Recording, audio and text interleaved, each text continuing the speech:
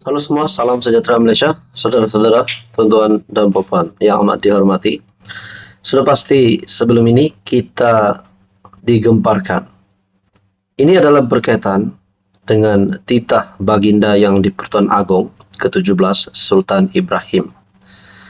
Titah yang di-Pertuan Agong berkaitan dengan mana-mana gerakan ataupun usaha untuk menggulingkan kerajaan perlu dicegah dan perlu dihentikan. Pendek kata, mungkin kita boleh simpulkan, jangan tebuk atap selagi belum sampai waktu yang tepat. Bila waktu yang tepat adalah pada PRU ke-16 yang dijangkakan pada tahun 2027. Nah, saudara-saudara, saya melihat di dalam media sosial sebelum ini, ada yang menyatakan Agong cross the line. Telah membuat cross the line. Makna kata, mereka seperti tidak menjunjung titah yang di-Pertuan Agong. Siapapun juga ahli parlimen, siapapun juga bekas Perdana Menteri, ahli-ahli politik, tidak kira daripada kerajaan maupun pembangkang, sepatutnya titah yang di-Pertuan Agong kita hormati dan kita junjung. Nah, saudara-saudara, sesuai dengan perkongsian daripada BH Online, ahli parlimen bekas Perdana Menteri perlu akur titah Agong.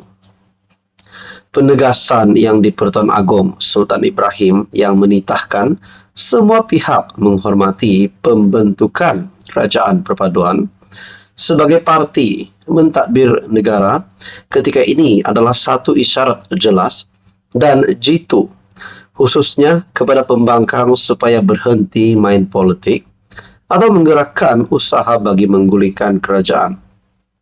Ini bukan bermakna Agong cross the line.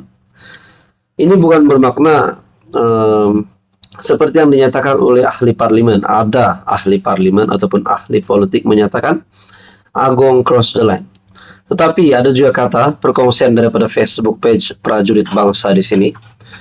Persoalan di atas Agong cross line, yang Agong maksudkan adalah jangan tepuk atap.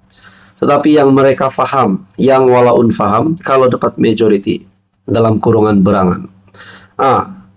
Kita berbalik kepada cerita kalau dapat majority.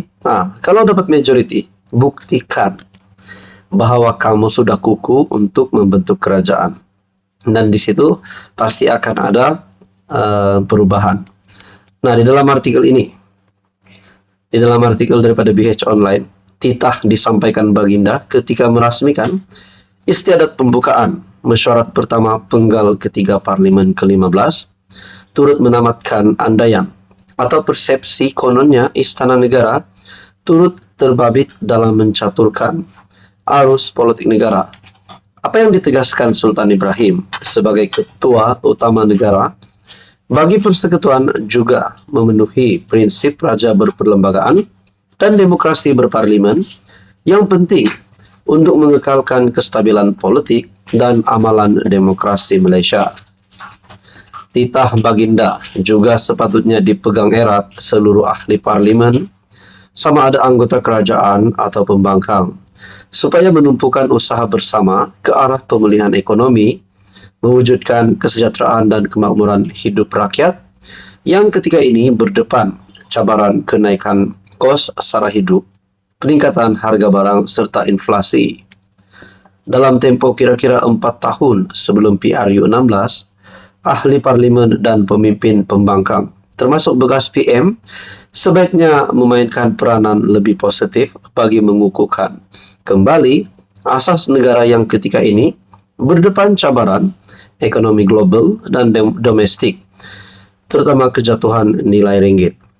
Namun sejarah politik negara khasnya selepas PRU 14 menyaksikan seruan dan teguran yang di-Pertuan Agong supaya ahli parlimen berhenti bermain politik serta menumpukan kepentingan rakyat sering diketepikan begitu saja.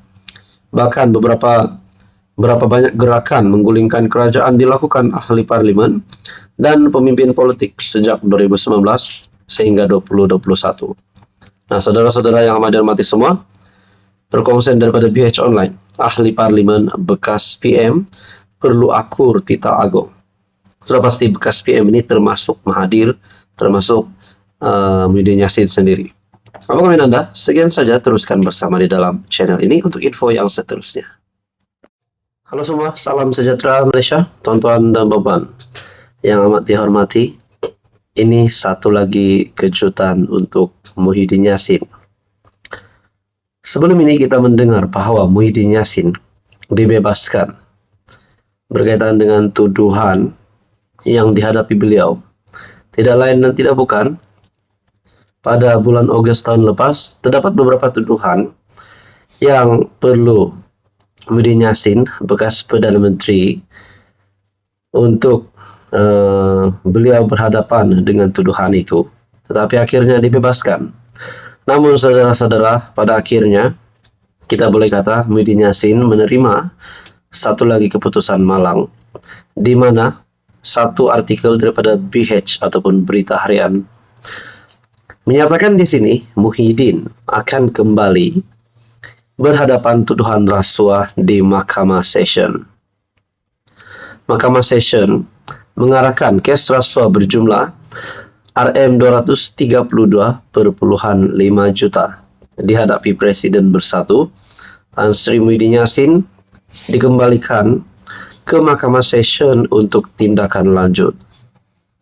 Perkongsian ini juga menyatakan panel 3 hakim yang dipengerusikan Datuk Hadharia Syed Ismail membuat keputusan secara sebulat suara selepas membenarkan rayuan pihak pendakwaan terhadap keputusan Mahkamah Tinggi yang melepas dan membebaskan Muhyiddin atas 4 tuduhan rasuah terbabit.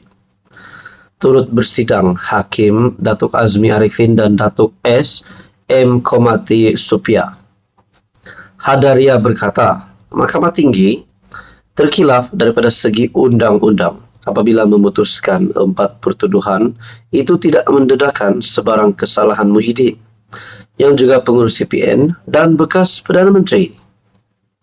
Mengenai isu dibangkitkan oleh perayu ataupun pendakwaan bahawa pertuduhan itu tidak cacat, kami menerima hujahan pihak berkenaan. Pada pandangan kami, 4 pertuduhan itu adalah jelas.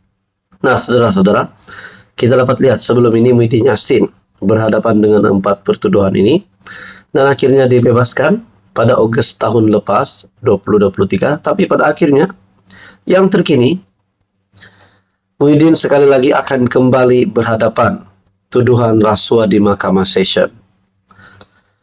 Mengarahkan kes rasuah, keputusan Mahkamah Rayuan mengarahkan kes rasuah berjumlah RM232,5 juta yang dihadapi oleh Presiden Bersatu Tan Sri Muhyiddin dikembalikan ke Mahkamah Session untuk tindakan lanjut.